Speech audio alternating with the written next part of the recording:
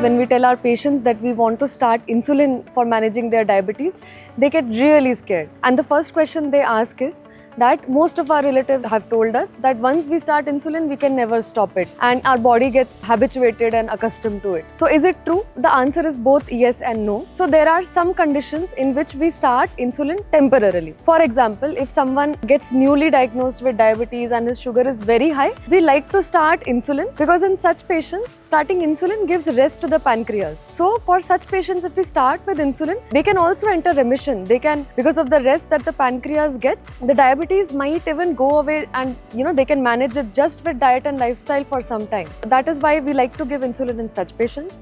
Another indication is if someone is pregnant. So in pregnancy, most of the tablets that we give apart from metformin are not safe. So insulin is the safest medicine because it just cannot go to the baby, it can't cross the placenta. Hence, insulin becomes the medicine of choice for us during pregnancy. So someone who's diabetic and conceives, or someone who gets gestational diabetes, that is diabetes of pregnancy, for them we start insulin. So obviously most of the times we are able to stop that insulin when the pregnancy gets over. As soon as they deliver the baby, most of the time we are able to stop the insulin. Third thing is, when someone gets hospitalized for some severe sickness or surgery, we like to give insulin to control the sugar very well. That is one reason. Another thing is, while you are in hospital, sometimes you might not be eating, you are not how you were at home, you eat less sometimes, there is a procedure, you might not be given food. So giving tablets in this condition is not good. So hence we can titrate insulin very comfortably for such patients. So we like to give insulin temporarily while you are hospitalized around surgery, and once you have recovered completely from the surgery, we are able to stop it as well. So these are some of the conditions wherein we can stop it. So if you are pregnant, if you are hospitalized and we have started it, or